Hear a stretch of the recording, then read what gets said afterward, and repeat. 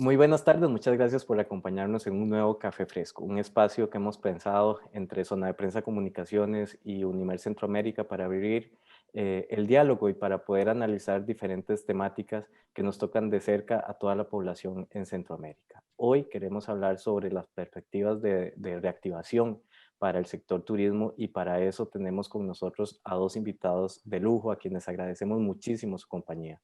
Tenemos con nosotros a don Mauricio Ventura, dueño y consultor internacional de Sinergia Consulting Group, una compañía que se especializa en el diseño de estrategias, la proyección y consolidación empresarial. Don Mauricio fue ministro de Turismo en Costa Rica entre los años 2015 y 2018. Don Mauricio, agradecerle nuevamente su compañía. Muchas gracias por estar con nosotros. Muchas gracias, Jason. Siempre es un gusto estar con ustedes y conversar de temas tan importantes como es el turismo, no solo en Costa Rica, sino por supuesto en toda la región. Muchas gracias por la invitación. Gracias. Y desde Guatemala también nos acompaña don Elmer Hernández, subdirector general del Instituto Guatemalteco de Turismo. Don Elmer es politólogo, tiene una maestría en economía con especialización en comercio internacional y cuenta con estudios en gobierno y turismo en la Universidad Católica de Argentina. Don Elmer, muchas gracias por conectarse desde allá y poder compartir con nosotros este café fresco. No, pues gracias a ti por tomarme en cuenta para poder platicar de estos temas que son tan importantes, sobre todo en estos momentos en donde hemos salido bastante apaleados, como decimos en Guatemala, pero que tenemos todo el optimismo de podernos recuperar pronto. Así es que a la orden. Oh, muchas gracias. Y justamente es eso, es ponerle optimismo a una situación que no tiene precedentes. Y bueno, un poco para entrar en materia, en la región, como ustedes bien saben, el turismo se ha consolidado como una de las principales fuentes de divisas para nuestros países, aportando no solamente en la generación de empleo, sino también en las inversiones extranjeras. El peso de esta actividad en el Producto Interno Bruto de los diferentes países ha venido en aumento hasta que llegó el COVID, ¿verdad? Y por ejemplo, les tenía para introducir algunos datos de un estudio de la CEPAL que recientemente emitió un informe específicamente acerca del impacto del COVID y compara el primer cuatrimestre del año 2019 con el primer cuatrimestre del 2020, cuando todavía tampoco teníamos el impacto completo de la pandemia. Sin embargo, ya se decía que la demanda de servicios turísticos en todas las regiones de América Latina eran un hecho y decía que para este mismo periodo de los 4 primeros meses del año, el turismo había caído ya en un 35% para ese momento.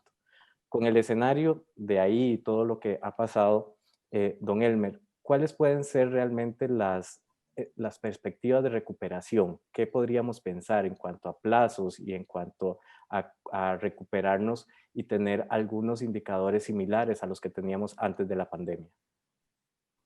Ok, desde mi país, creemos nosotros que la recuperación del turismo internacional va a ser bastante lenta, creo yo, aunque en el caso de Guatemala debemos reconocer que el 44% del turismo internacional que ingresa al país es de nuestro vecino Salvador. Es decir, el Salvador casi absorbe el 50% de la cantidad de turistas que entran a Guatemala. Y siendo El Salvador, estando pegado con nosotros y teniendo ya una apertura de fronteras con ellos, que aún con ciertas restricciones y normativas que hay que cumplir, el flujo de personas ya se está dando. Nosotros creemos que podemos recuperar por lo menos ese turismo fronterizo de El Salvador y de Honduras y trabajar fuertemente con la parte sur de México, que creo yo que es un sector que históricamente Guatemala lo ha tenido abandonado. Solo el 4% ingresa de México a Guatemala, tienen una inmensa frontera en donde pudiéramos tener los mismos niveles que tenemos de El Salvador. Entonces, a nivel de turismo internacional, creemos que nuestra esperanza son estos 3 países que son fronterizos con nosotros, en donde el turista se viene en su vehículo, se viene en bus, se viene en avión si puede, y que podemos recuperarlo más fácilmente. Pero algo bien importante en Guatemala es el turismo local. Nosotros tenemos un turismo local bien fuerte.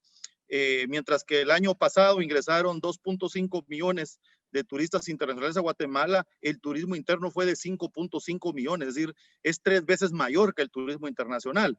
Entonces, por ahí creemos que la recuperación de la actividad va más por el turismo local nuestro, que una vez se empezó a aperturar el país a poder viajar dentro del mismo país con nosotros, pues ya la gente empezó a moverse, ya empezó a salir, y por ahí creemos nosotros una ventana de oportunidad para podernos recuperar, sobre todo en lo local. Sí, don Elmer, cuando me habla de atraer turismo de México, por ejemplo, ¿cómo hacerlo ahora en estas circunstancias, verdad? Cuando usted me decía, bueno, de repente es un segmento que lo hemos tenido un poco descuidado previo a la pandemia y ahora durante pandemia y post pandemia, ¿cómo hacer para que Guatemala sea un destino atractivo para el mercado mexicano? Pues fíjese que nosotros, de hecho, antes de que tuviéramos que cerrar por la pandemia, ya habíamos tenido reuniones con empresarios turísticos del sur de México y veníamos trabajando muy bien. Obviamente se cerró, ya no pudimos seguir, pero ya hemos tenido contactos con ellos, contactos virtuales con ellos, y sobre todo la parte de Chiapas, que se pega con la parte occidental de nuestro país, donde tenemos los parques temáticos de Retauleu, que es uno de los principales atractivos de esa área, la parte del pueblo maya vivo que tenemos en Occidente. Creemos que sí podemos tener un buen ingreso de turistas de ese lado, porque quedamos muy cerca con ellos, y sí, los empresarios de la parte de Chiapas sí están dispuestos a traer gente para acá como turistas, una vez nosotros nos flexibilicemos un poco en nuestras fronteras para ingresar, y en eso estamos trabajando con migración y con todos los que controlan las fronteras para ir facilitando, obviamente con ciertos controles biosanitarios, porque tenemos que controlar también el tema de la pandemia, pero sí vemos muy buena ahí la perspectiva por la parte de Chiapas. Por la parte pegada a México, que es la parte de Cancún y todos esos países de ese sector de ese lado de México, sí es un poco más complicado, porque por allá sí tendrían que entrar en avión, y la parte aérea es donde veo yo que es un poco más complejo que despegue de una manera más inmediata. Gracias. Don Mauricio, dentro de lo que nos comentaba, don Elmer apuntaba muy bien al tema de turismo local. En Costa Rica ha sido la estrategia de salida también. Sin embargo, el empresariado habla de que no es suficiente, de que necesitamos el turismo extranjero, y para muchos otros países de la región es igual. Entonces, de nuevo, la misma pregunta, ¿cómo ve usted las perspectivas de recuperación en esa línea? Realmente lo que nos comentaba don Elmer y la situación de Costa Rica y de algunos otros países, sin duda, pareciera que son bien diferentes. El caso de Costa Rica, el peso del turismo local, los más optimistas dicen que es un 20% de toda la actividad. Yo soy un poco más pesimista, digamos, y yo creo que debe rondar alrededor de un 15%. Pero ese 15% en todo caso es en años normales, cuando los ingresos han estado normal, cuando la confianza para moverse ha sido normal, no ha sido un tema. De manera que posiblemente, bueno, más que posiblemente, con toda seguridad, ese 15% que hemos tenido históricamente en Costa Rica, o 20% que hemos tenido, la realidad es que ahora es menos de eso. Es menos porque hay mucha gente con ingresos reducidos, con suspensión de contratos, con reducción en sus horas laborales, en sus contratos y demás. Y entonces vemos mucha gente que tiene una menor disponibilidad de ingreso para invertir en sus vacaciones. Y por otra parte, la gente que pueda tener el ingreso, pues no necesariamente en momentos tan inciertos como estos, y viendo lo que está pasando, estará dispuesta a estar de vacaciones, sino más bien van a estar, digamos, guardando, ahorrando, creando una reserva, porque no se sabe qué puede pasar, ¿verdad? La incertidumbre claramente está presente, y entonces ahí tenemos un caso bien diferente de Guatemala. De Nicaragua a nosotros nos entra alrededor de 400,000 personas, pero la enorme mayoría no son turistas, ¿verdad? Eso lo hemos sabido en Costa Rica desde hace mucho tiempo. Entonces, realmente nosotros, para efectos de turismo, en su enorme mayoría lo que contabilizamos es el turismo que ingresa por aire.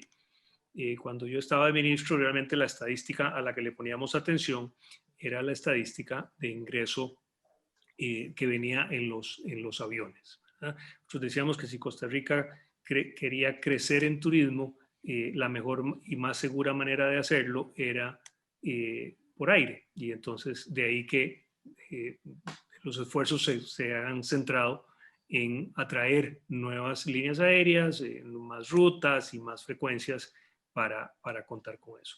Entonces, el turismo local, si bien es cierto, es una estrategia, digamos, que todos los países han utilizado, hay países en los que el peso de esa estrategia contribuye muchísimo más en la recuperación que en otros. El caso México, hay quienes dicen que llega entre el 60 y el 80% del turismo que se genera en México se genera localmente. España es otro ejemplo muy importante. Sin embargo, siempre, aún así, esos países están haciendo todos los esfuerzos necesarios para habilitar el ingreso por sus fronteras de los turistas en general de todo el mundo. De manera que en el caso de Costa Rica, bueno, tenemos una situación bien complicada porque dependemos claramente, en Costa Rica entraron poco más de 3 millones de turistas el año 2019, nos dejan 4.000 millones de dólares, es la industria número 1 en generación de divisas, es la industria número 1 en generación de empleo entre directos e indirectos, en fin, tiene un peso muy importante, más del 10% del Producto Interno Bruto lo genera turismo. De manera que hay un golpe seriosísimo en el empleo, hay un golpe seriosísimo en la economía en general y de ahí que los esfuerzos que se realicen, todos los esfuerzos que se realicen para reactivar esta industria, en el caso de Costa Rica, son vitales, sobre todo porque el turismo de Costa Rica o el desarrollo turístico de Costa Rica está basado en la pequeña y mediana empresa y por mucho, ¿verdad? Una enorme mayoría son pequeñas y medianas empresas y además están distribuidas por todo el territorio nacional y principalmente en las zonas costeras, que a su vez son zonas históricamente deprimidas. De manera que la falta de empleo que se ha generado a raíz de todos estos meses en que en Costa Rica estuvimos en lo que llamamos temporada cero, porque estaban cerrados toda la actividad turística, ha sido un golpe muy duro para las comunidades que tienen en muy buena medida su esperanza fijada en el turismo. Así que la recuperación urge, pero no por mucho que urge va a ser más rápida, ¿verdad? Cada cosa que lee uno ve que es más complicada, que se lleva más tiempo. El tema de aviones, IATA nos está informando constantemente de cambios y los cambios no son mejoras, Sí. ¿verdad? Cada vez que IATA habla, uno ya se preocupa en leer porque sabe que lo que va a decir es algo peor que lo que había dicho la vez anterior. Y entonces nos ha venido corriendo la recuperación del año 2023, ya vamos por el 2025, el último reporte de la semana pasada también, ¿verdad? Tienen unas cifras y ahora podemos comentar un poco muy lamentables, ¿verdad? Muy tristes. El panorama que tenemos por enfrente realmente es muy complicado. Sí. No, bueno, efectivamente es un escenario y hablábamos antes de iniciar el programa con respecto al tema de la incertidumbre, ¿verdad? Porque precisamente estos cambios de condiciones que se dan y que son inevitables nos vuelven a acomodar las fichas en el tablero y tenemos que volver a pensar en nuevas estrategias. Quería aprovechar el espacio para agradecerle a Café 1820 que hoy nos permite compartir este café fresco con su reserva especial, una de las opciones que tienen y que pueden conseguir en todos los puntos de venta. Don Mauricio, usted, bueno, bien comentaba acerca del peso que tiene el turismo local en Costa Rica particularmente, y entendiendo que para otros países de la región es diferente. Hay un dato que a mí me resulta interesante y previo a la pandemia, el segundo mercado más importante para la misma región éramos nosotros mismos. Entonces, ¿cuán importante se vuelve promover el turismo de proximidad en la región de miras a tratar de apoyar a que la recuperación se dé más rápidamente? Yo he sido muy crítico a través de los años, a través de tener tantos años de estar con la industria turística involucrado. Hace más de 20 años yo fui presidente no solo de la Cámara de Turismo de Costa Rica, sino de la Federación de Cámaras de Centroamérica. Y en aquellos años hablábamos del turismo intrarregional, ¿verdad? Y bueno, y se hacían algunos pasos. Resultado de algunas de esas conversaciones, vemos hoy que existe la Agencia Centroamericana CATA, ¿verdad?, que promueve Centroamérica en los destinos de larga distancia y demás. En el 2015 me honran nombrándome ministro y regreso a esas organizaciones, ¿verdad? Están presentes los ministros de Turismo de Centroamérica, los presidentes de las cámaras nacionales de turismo de cada país y demás. Y resulta que 20 años después me encuentro que estábamos en el mismo lugar, básicamente. O sea, no se había avanzado nada, con excepción de lo que hace CATA, que hace 20 años se hablaba de formarla y bueno, a través de este tiempo se logró que iniciara funciones y con plata del gobierno español y demás, y qué dicha que se hizo. Pero tenemos una serie de complicaciones, ¿verdad? Y tenemos tal vez 3 complicaciones muy importantes. El caso de Salvador y Guatemala es un caso que debería ser de análisis porque es un caso de éxito. El paso de frontera entre Salvador y Guatemala es muy sencillo, es muy ágil, es muy rápido, es muy eficiente, es como debería de ser. Pero yo creo que es la única frontera que funciona en toda Centroamérica. Yo creo que todas las demás fronteras de Centroamérica, para el caso, no funcionan, ¿no? Entonces tenemos un problema de fronteras seriosísimo para el que quiera pasar por carretera. Además tenemos problemas en las carreteras en sí mismo, ¿verdad? No somos la zona más segura del mundo para circular entre países y eso lamentablemente afecta también. Y por aire hemos tenido una situación muy compleja durante muchísimos años, que es el costo de las tarifas. Sí, las tarifas dentro de Centroamérica son altísimas. Entonces le quitan la gana a la gente que pueda viajar para ir de Guatemala a Costa Rica, de Costa Rica a Guatemala, de Costa Rica a Honduras y así por moverse como se mueven en Europa, digamos, ¿verdad? Que se mueven de manera muy fácil. Bueno, allá ni siquiera hay fronteras, eso lo hace todavía más sencillo. Pero aparte de las fronteras, usted con $100 casi que se mueve a cualquier parte de Europa estando ya en Europa, ¿verdad? Entonces, de ahí sí funciona muy bien. Aquí los precios que uno paga por una hora de vuelo, que puede ser de San José a Salvador o de San José a Panamá, un poquito más de una hora para llegar a Guatemala, y paga uno tarifas que pareciera que está cruzando el Atlántico para ir a Europa, ¿verdad? Y dice uno, bueno, ¿cuál es la relación, verdad, en esto? Y entonces esos son clarísimos impedimentos para que haya ese turismo intrarregional, que a su vez tiene una consecuencia adicional, que es el traer turismo extranjero de larga distancia, de Europa, digamos, venir a nuestros países y que una vez que está en nuestros países se mueva por nuestros países. No, tampoco le es factible porque, de nuevo, los costos hacen que eso no sea viable. Entonces, lo que tenemos de movimiento, tanto de nacionales centroamericanos entre nuestros países, como de extranjeros que vienen y que viajen a Centroamérica, no solo a Costa Rica, sino que hagan un multidestino, o no solo a Guatemala, sino que hagan un multidestino, que sería muy atractivo porque tenemos cosas muy interesantes y diferentes entre los países y podríamos efectivamente ser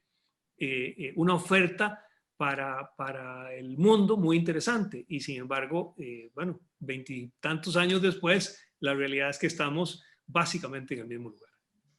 Gracias. Don Elmer, bueno, me citaba don Mauricio como un caso de éxito precisamente lo que usted apuntaba al inicio también, ¿verdad? La posibilidad de un turismo intrarregional, en su caso con El Salvador, que favorece la situación en este caso. ¿Cuál ha sido la clave del éxito para lograr que sea esa frontera la que funcione y ustedes reciban a este mercado centroamericano y también los apoye en la recuperación? Y si eso usted considera, entendiendo todos estos obstáculos que ya don Mauricio enumeró, que sea posible y que efectivamente sea una ruta que debamos analizar con miras a la recuperación. Pues mira, yo creo que sí es la ruta, porque recuérdese que el turismo es una actividad muy susceptible a muchos fenómenos. Es decir, el turismo que viene de países muy lejanos en avión es muy susceptible. Cuando hay terrorismo no quieren abrir un avión, cuando hay un montón de situaciones como la pandemia tampoco.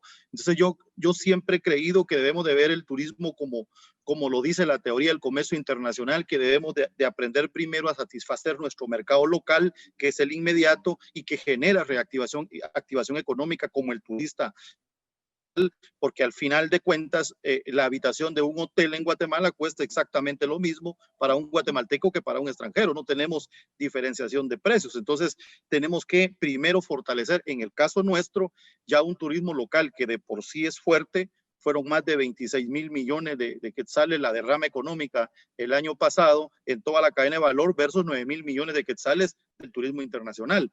Ahora, ¿cuál es el éxito con El Salvador? La liberación de la frontera. Es decir, como bien decía don Mauricio, nosotros pasamos a El Salvador y ellos pasan para acá sin pasaporte, sin mayor contratiempo.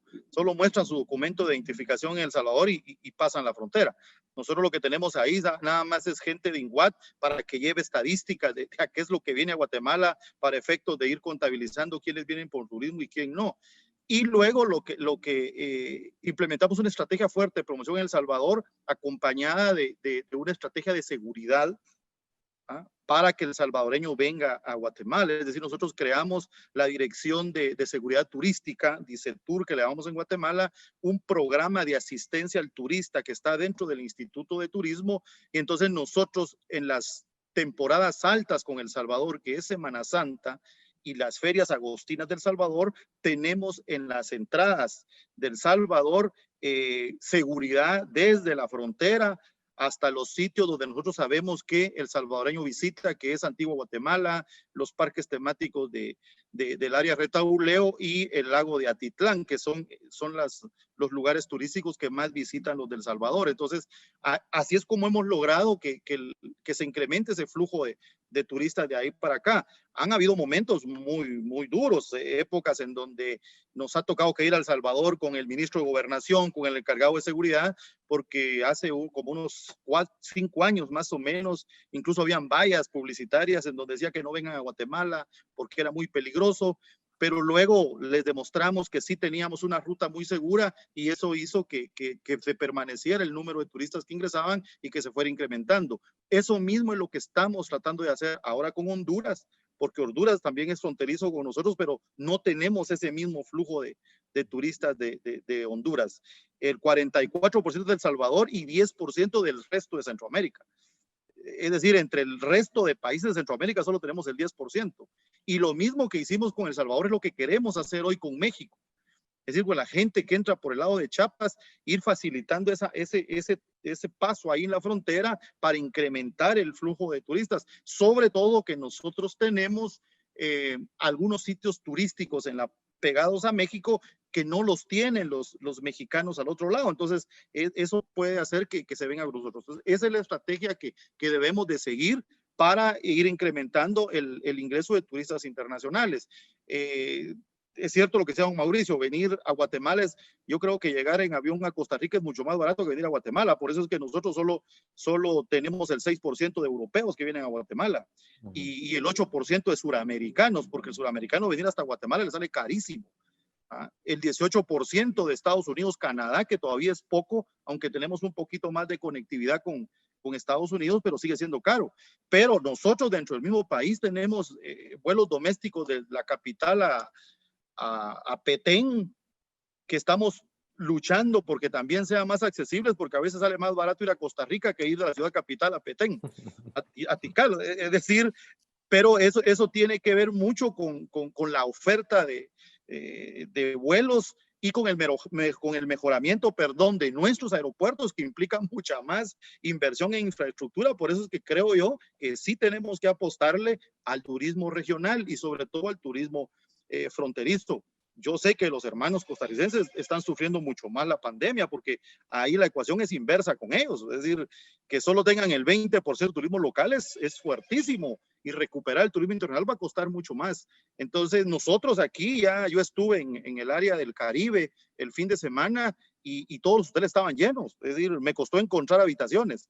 Es decir, la gente empezó ya a salir en Guatemala, sobre todo porque el estar encerrados en la pandemia nos desesperó a todos.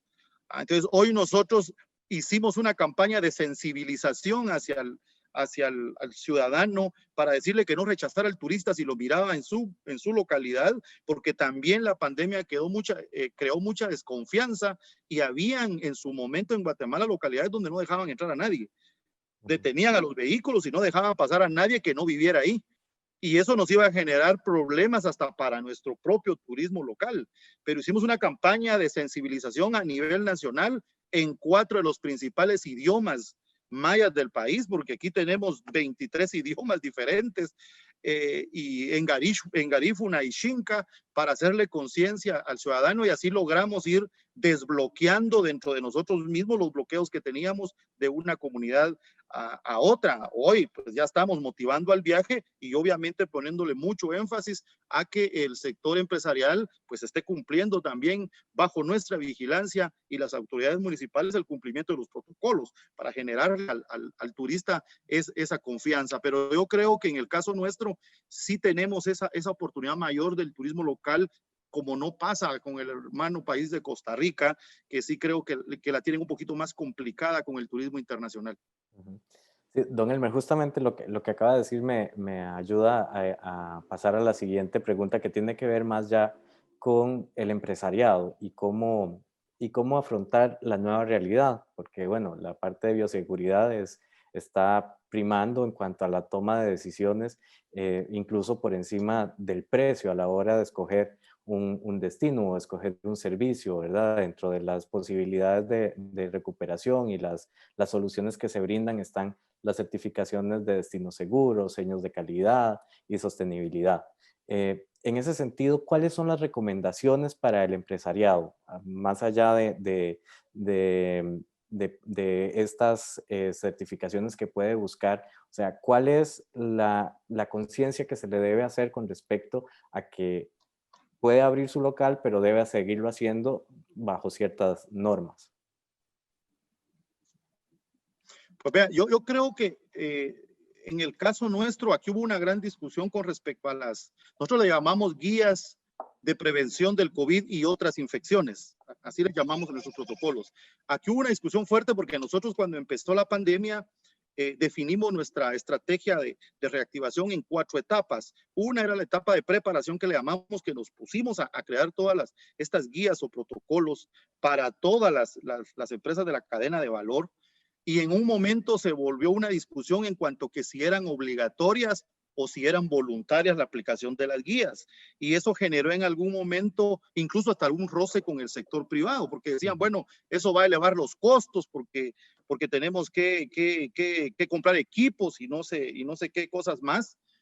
Poco a poco, conforme fuimos socializando nuestras guías vía webinar y con actividades presenciales en las 7 regiones de nuestro país, que lo tenemos definido turísticamente, entonces fueron entendiendo que sí eran importante tenerlas. Y nuestra ley orgánica de INGUAT pues establece claramente que todas las recomendaciones que como instituto demos al sector privado tienen que acatarlas.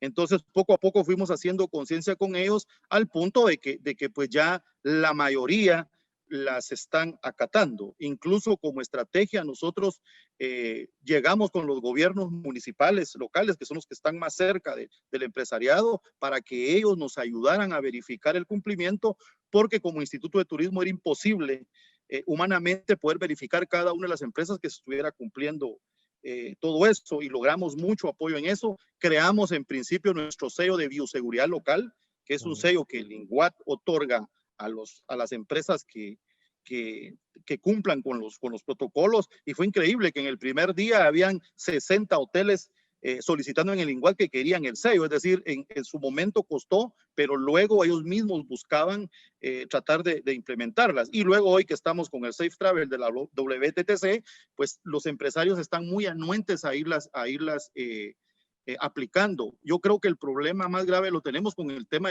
del transporte turístico, porque con ellos sí tenemos todavía algunos problemas, porque es obvio que el distanciamiento social dentro de los buses de turismo sí elevan mucho el costo de los traslados. Es un bus que va a 50 pasajeros y hoy va a llevar 25 o 20, les genera a ellos costos mucho más altos. Y la siguiente estrategia fue convocar a los tour operadores, porque sabíamos que el turismo interno era lo primero que teníamos que reactivar, y pedirles que nos presentaran al instituto paquetes turísticos accesibles para el guatemalteco, es decir, con tarifas que le permitieran al guatemalteco viajar. Más de 500 paquetes llegaron a nuestra institución, con hoteles que dijeron: nosotros vamos a poner precios para motivar al guatemalteco que viaje, y ya esos paquetes se están vendiendo al guatemalteco en una página que se llama paseoguatemala.com, que es una página exclusiva para promoción del turismo interno. Entonces creo que al final logramos unirnos con el sector privado para que ellos también aplicaran los protocolos, pero que también se dieran un poco con el tema de precios para motivar el viaje. Lo decía un Mauricio, la gente estaba encerrada, pero también mucha gente no tenía plata o no tiene plata, unos que se quedaron desempleados. Aquí lo que ayudó un poco fue un plan que el gobierno puso a disposición de los empresarios para conservar el empleo, en donde los empresarios podían suspender sus contratos, inscribirse en el Ministerio de Trabajo, y el Ministerio de Trabajo darle la ayuda económica a los empleados que les habían suspendido el contrato. Eso también nos ayudó a que no todos se quedaran desempleados, sino que por lo menos percibieran la ayuda que el gobierno estaba dando para conservar el empleo. Entonces, por ahí es que nosotros empezamos a trabajar, y pues gracias a Dios hasta el momento creo que a nivel de turismo local estamos avanzando. A nivel de turismo internacional, sí le digo, es complicadísimo. Se abrió el aeropuerto el 18 de septiembre, pero el flujo de ingreso de personas es mínimo. De hecho, aquí hablábamos con la gente de aviación y posiblemente recuperemos esto hasta el 2024, 2025. Entonces vamos a tener que hoy, como decía un Mauricio, por la presión de la pandemia, entrarle a los países fronterizos y a la parte regional, que quizá en su momento no lo hicimos, pero que hoy nos estamos obligando a hacerlo, y creo que eso nos va a traer mucho más beneficios en crecimiento de turismo que andar muy lejos buscando turistas donde no pueden venir, porque a mí de nada me sirve que en Europa vean una Guatemala bonita en videos si no tienen cómo llegar a Guatemala. Entonces es ir a gastar plata por gusto, y al final cuando la gente decía en Guatemala sí, pero el gasto diario del turista que viene de Europa es mayor, y no es cierto. Cuando nosotros hicimos los estudios, gasta más el salvadoreño diario que el europeo, y incluso más que el norteamericano. Lo que tenemos que hacer es que el salvadoreño se quede más tiempo en Guatemala, porque el salvadoreño, como está cerca, viene el viernes y se regresa el domingo en la noche. Entonces tenemos que buscar la estrategia para diversificarle la oferta, y que entonces se quede un poco de más días en Guatemala, pero el gasto promedio de ellos es mucho mayor que los turistas que vienen de otros países mucho más lejos que los que están aquí cerca en la frontera. Don Mauricio, en esa línea, y bueno, usted como consultor internacional, en esta coyuntura, cuando las empresas no tienen tampoco tan claro cuál es la ruta, en este sentido, en el sentido de las certificaciones, de los sellos, o sea, ¿cuál es la recomendación? ¿Acatarlos, buscar cuáles certificaciones, cómo distinguirlas cuando están saliendo constantemente también diferentes opciones? Yo creo que en esto, y lo que hemos estado viendo, es que sin la menor duda, el tema número uno para viajar o no viajar es el tema de salud, ¿verdad? Es la seguridad sanitaria, la pandemia, los riesgos. Y entonces, bueno, los sellos sin duda ayudan, favorecen a generar confianza, que es a fin de cuentas lo que hay que recuperar. Los atractivos están ahí, o sea, no es, a diferencia de otras crisis, como puede ser un huracán puede dañar la infraestructura turística. El caso de la pandemia, la infraestructura turística sigue siendo exactamente la misma. Los atractivos turísticos siguen siendo exactamente los mismos. O sea, los países no han cambiado. Lo que cambió es la gana de viajar, o las posibilidades de viajar, el riesgo de viajar y bueno, y la posibilidad real de poder trasladarse de un sitio a otro con las aerolíneas que durante muchísimo tiempo estuvieron miles de aviones en enormes parqueos, en desiertos, en Europa y en los Estados Unidos. Entonces, el tema número uno de todo esto es el tema de la seguridad que el turista sienta.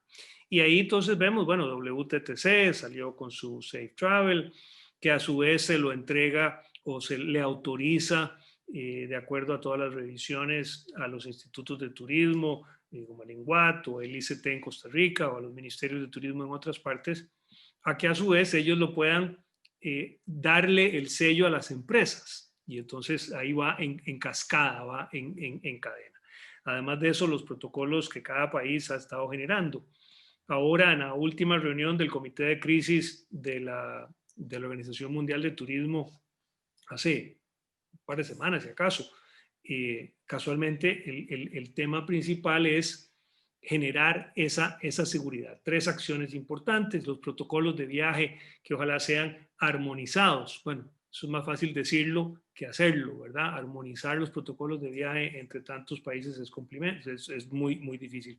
Implementar las medidas de protección reforzadas casualmente para que el turista se sienta protegido o más protegido, ¿verdad? Y en estos son protocolos comunes. Bueno, eso de nuevo, es bien complicado protocolos comunes con tantos países y con tantas, inclusive niveles de pandemia, ¿verdad? Subiendo y bajando, primera ola, segunda ola, tercera ola, ¿verdad? Todas estas cosas que estamos viendo. Y por último, tratar de asegurar la protección de los empleos y los medios de vida, ¿verdad? Que es la crisis social que se puede generar de seguido a la crisis sanitaria, ¿verdad? Porque la crisis sanitaria es la primera, pero después genera una crisis económica y la crisis económica genera una crisis social, ¿verdad? Y entonces esto es en cascada negativa, ¿verdad? Son espirales descendentes en las que los países en mayor o menor medida pueden caer y tratan de evitarlo de la mejor manera.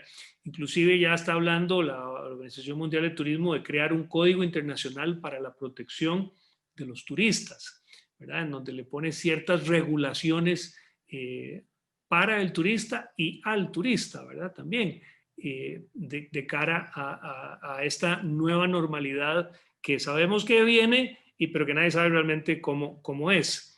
Y haciendo tal vez un símil aquí con lo que pasó después de septiembre 11 en el 2001, y bueno, a todos nos cambió la vida, la manera de viajar cambió, ¿verdad? Pasar por un aeropuerto, entrar a un avión, o sea, todo el proceso de viaje cambió totalmente debido a aquel atentado tan lamentable. Y ya nos acomodamos, ya hoy en día, y no digamos hoy en el 2020, desde hace muchos años, ya sabe uno cuáles son las reglas de juego. Al principio uno reclamaba y le estorbaba y se le olvidaban y qué sé yo, pero bueno, poco a poco nos fueron metiendo en esa nueva normalidad. Bueno, eventualmente iremos aceptando todas estas nuevas medidas de seguridad en los aeropuertos y en los aviones. Y eso digo previo a que haya una vacuna y a que se distribuya por todo el mundo y a que tal vez recobremos algo, no todo posiblemente, pero algo de la normalidad anterior, ¿verdad? Normalidad del 2019 y hacia atrás. Entonces, el tema es confianza, a fin de cuentas. De eso depende. Los aviones están volando, pero no están volando en la cantidad que se hubiera esperado. De hecho, las noticias son lamentables, ¿verdad? Porque empezó a subir hacia el verano boreal, Europa, ¿verdad? Que tiene históricamente y tradicionalmente el verano es la mejor época del turismo europeo. Y lo cierto es que, bueno, subió un poco y ya después volvió a caer. Y ahora tenemos Europa en esta segunda ola volviendo a cerrar ciudades o cerrar fronteras, cosas de estas. Los aviones, grandes empresas como Iberia y como British Airways, que se mueven no solo en Europa, en el caso de Costa Rica teníamos vuelos de las dos aquí, están hablando de que van a mantener una oferta alrededor del 30%. ¿Verdad? Eso reduce sustancialmente el flujo de turismo, no solo a nuestros países, ¿no? El flujo de turismo en el mundo en general. Lufthansa, que también vuela a Costa Rica, resulta que está hablando de que va a mantener alrededor de un 25%, entonces más bajo todavía. Y si nos venimos aquí a nuestra región de América Latina, la TAM, que es la más grande de América Latina, la TAM está hablando que en octubre y ahora en estos meses venideros posiblemente va a rondar su oferta alrededor entre el 24 y el 26%.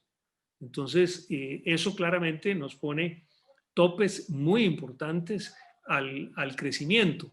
¿Y por qué? Bueno, porque no estamos teniendo esa confianza suficiente para que el viajero empiece a hacer fila en los aeropuertos, y al hacer fila en los aeropuertos, pues las líneas aéreas inmediatamente pondrán los aviones.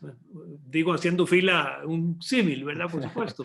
Sí. No es la idea, pero en cuanto haya ganas de viajar, demanda, pues la oferta está deseosa de poder poner los aviones en vuelo. Y eso nos va a tomar la misma IATA.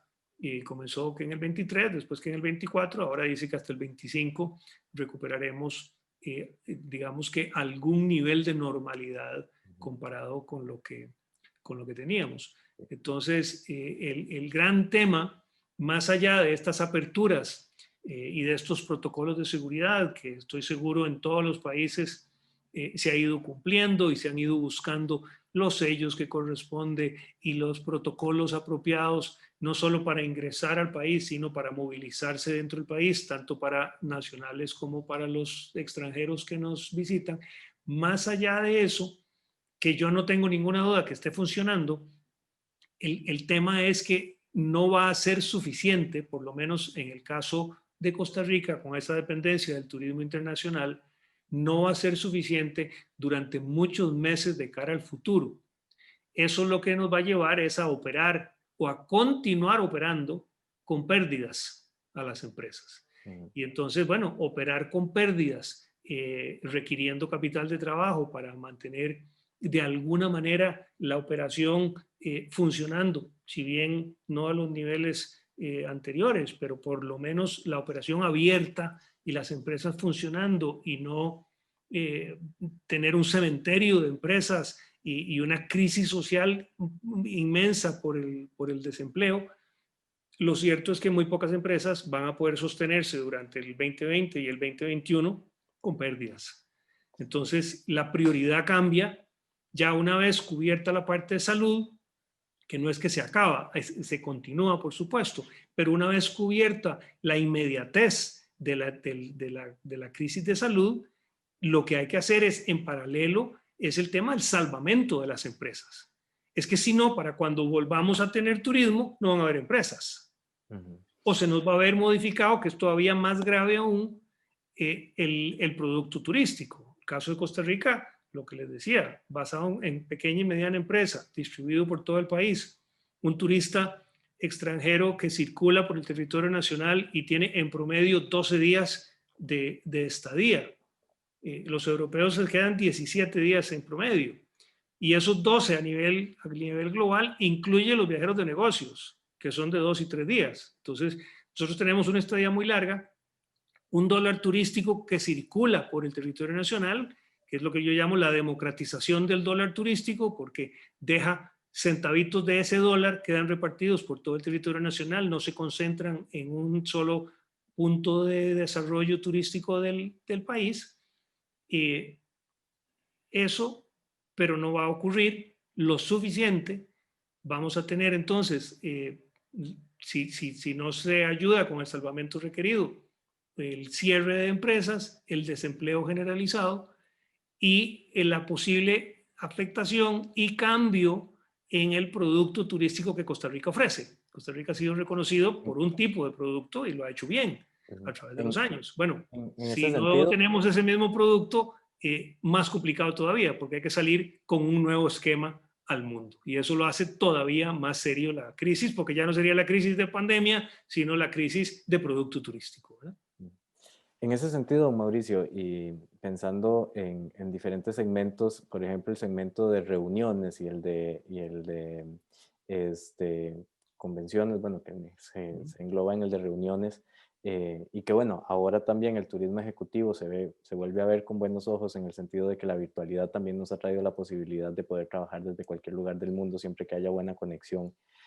Para países como el nuestro, incluso como Panamá, que también se coloca muy bien en el turismo de reuniones, paliaría de alguna manera volvernos a ese turismo. Mire, yo creo que el turismo en general va a cambiar. O sea, ya venía cambiando. Recordemos que por primera vez en la historia tenemos 6 generaciones compartiendo el mundo a la vez, desde la generación silenciosa, ¿verdad? Los mayorcitos, los baby boomers como yo, y de ahí para abajo hasta los más jovencitos. Lo cierto es que esas 6 generaciones hay que hablarles diferente, venderles diferente, buscan cosas diferentes, quieren cosas diferentes. En fin, son 6 consumidores, llamémoslos, 6 grupos de consumidores totalmente distintos. Las empresas tienen que adaptarse a eso, las empresas tienen que entender, más allá de solo los protocolos de salud, es que ahora hay un turista diferente. Bueno, hay que ir a buscar a ese turista diferente, yo tengo que capacitarme, yo tengo que aprender, yo tengo que saber cómo presentarme y con qué producto presentarme y cómo presentárselo a estos. ¿Y cuál es mi mercado? Mi mercado van a ser los baby boomers, que ahora los baby boomers van a viajar menos porque ya están con factores de riesgo, de edad y demás, entonces van a viajar menos y eran los principales generadores de ingreso turístico en el mundo. Bueno, ahora los millennials y los centennials van a ser los que más van a estar viajando, son más jóvenes, tienen menos factores de riesgo, son más aventureros, le tienen menos resistencia al riesgo, en fin, esos van a ser. Pero ahora, si yo le vendía a los baby boomers, ¿cómo le vendo ahora a estas nuevas generaciones de consumidores que van a estar visitando nuestros países? Y no solo los visitando nuestros países, a lo interno también, porque a lo interno igual cambian esas tendencias. De manera que ahí tenemos cambios importantes. Y por supuesto, en la industria de congresos y convenciones, sin la menor duda, ahí van a haber grandes cambios y es una industria que tiene que reacomodarse y reinventarse. Esta tecnología que nos permite hoy estar aquí, la está usando el mundo entero. Hace una semana estaba participando en un foro de la Asociación de Viajes de América Latina, organizado para la Feria de América Latina, LATA, presentado desde Londres, y los 4 participantes éramos, uno estaba en Londres, uno estaba en Puerto Rico, otro estaba en India y estaba yo en Costa Rica. Y teníamos cientos de personas distribuidas por todo el mundo oyendo las charlas, ¿verdad? Bueno, con eso lo que quiere decir es que ya no hay que estar necesariamente viajando ni para hacer negocio, ya mucho se ha retomado claramente por estos medios, ni tampoco para congresos y convenciones. Entonces, esas 2 industrias van a tener que modificarse. Y le pongo un ejemplo. En Costa Rica, nosotros teníamos 11 vuelos al día de Copa. Panamá Costa Rica 11 vuelos. Ese era como un bus para allá y para acá prácticamente, ¿verdad? 11 vuelos al día. Yo tengo serias dudas que nosotros recuperemos 11 vuelos al día de Copa, porque principalmente eran viajeros de negocios, ¿verdad? Entonces, bueno, ¿eso se va a ver afectado? Posiblemente sí. Conversa uno con empresarios y con empresas transnacionales o con empresas regionales y bueno, vemos que claramente están reduciendo sus presupuestos de viajes, han incrementado más bien la inversión en sistemas de comunicación y en nueva tecnología para poder tener lo mejor de la tecnología y poder hacer estas reuniones virtuales y dirigir las empresas sin necesidad de estarse moviendo. Entonces sí, vamos a ver cambios importantes, creo yo. No, don Elmer, tuvimos un problema con don Elmer, al parecer se nos desconectó. Vamos a ver si se conecta en un momento. En todo caso, el tiempo nos gana y ya vamos cerrando el espacio.